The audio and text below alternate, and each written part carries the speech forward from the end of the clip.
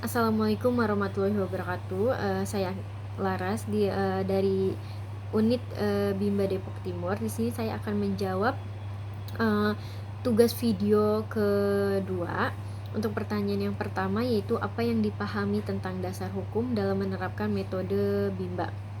Jadi di sini ada hak anak. Hak anak ini konvensi hak-hak anak PBB, salah satu hak anak yang sejalan dengan Bimba AIUEO yaitu hak bermain dan mendapatkan pendidikan. Dan juga Undang-Undang Republik Indonesia nomor 23 tahun 2002 yaitu tentang perlindungan anak. Hak anak karena fitrah anak ini sebagai pembelajar. Agar menjadi pembelajar, caranya yaitu dengan membimbakan melalui metode bimba. Jadi hak anak ini mendapatkan pendidikan sesuai dengan yang ada pada 7 nilai dasar bimba di ayat kedua dan ayat kelima. Lalu ada teori belajar dalam psikologi pendidikan, yaitu teori behavioristik yang digagas oleh Edward Lee Thorndike tahun 1930. Jadi hukum belajar itu ditemukan ada yang pertama hukum sebab akibat atau the law of effect. Jadi karena menyenangkan maka akan diulang.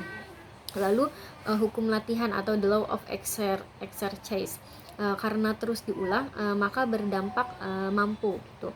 Yang terakhir hukum kesiapan, the law of readiness. Jadi karena semakin mampu maka semakin siap dan terampil. Untuk pertanyaan yang kedua yaitu apa yang dimaksud bermain sambil belajar.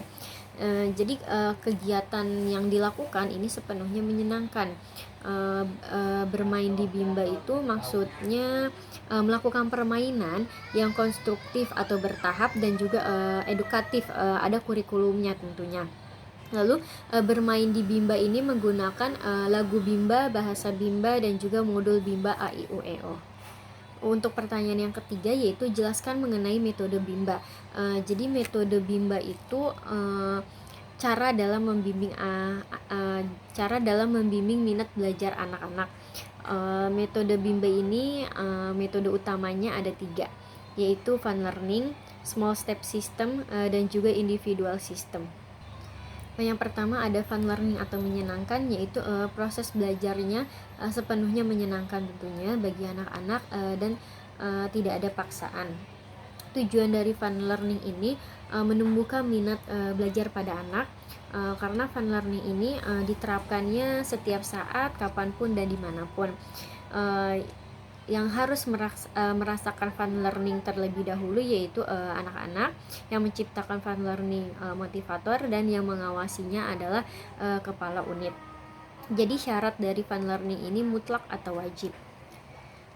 Penerapan dari fun learning ini dilakukan bertahap dan dengan pendekatan individu. Jadi kegiatan fun learning bisa dilakukan saat menyambut anak, memberikan senyuman, memberikan sapaan, memberikan salam, dan juga menyebut nama anak.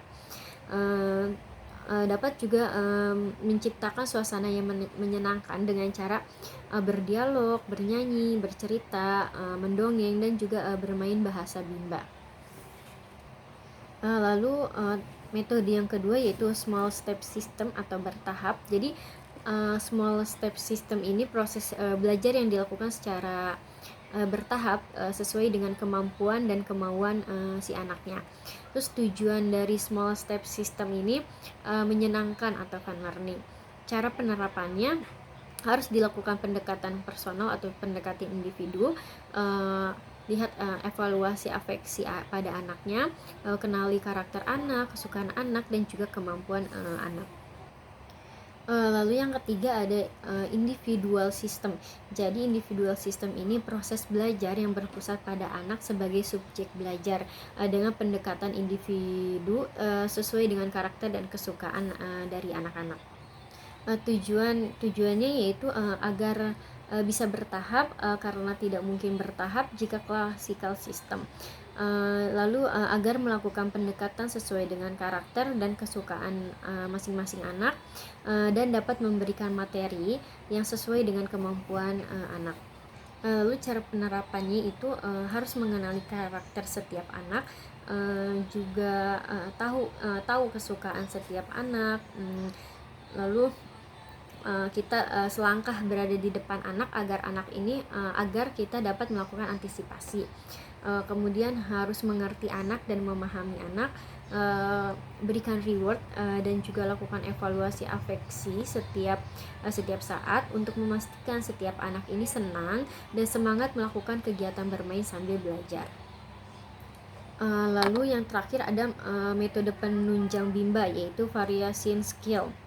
Jadi kemampuan yang dimiliki oleh motivator ini dapat memvariasikan antara aspek belajar dengan kegiatan belajar. Jadi aspek belajar itu ada kognitif, yaitu membaca dan berhitung. Afektif itu bernyanyi, berdialog, berdongeng, dan juga bercerita.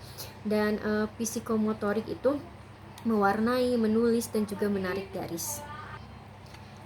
Tujuannya yaitu agar anak ini tidak bosan, terus anak juga tetap semangat, anak tetap antusias, tertarik dengan kegiatannya. Terus cara penerapannya yaitu memvariasikan aspek belajar dengan kegiatan belajar. Dalam memvariasikan aspek kognitif, afektif, dan juga psikomotorik, perlu menghindari kegiatan dalam satu aspek berturut-turut. Jadi kecuali anak ini menyukai kegiatan tersebut. Untuk pertanyaan yang keempat, yaitu bagaimana hubungan antara fun learning dengan bahagia? Menurut saya hubungannya itu berkaitan, karena jika anak ini saat melakukan proses belajar sambil bermainnya sepenuhnya dengan menyenangkan dan tidak ada paksaan, secara tidak langsung anak ini akan merasa bahagia.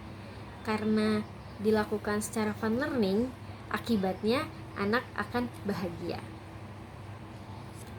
Cukup sekian dari saya. Wassalamualaikum warahmatullahi wabarakatuh.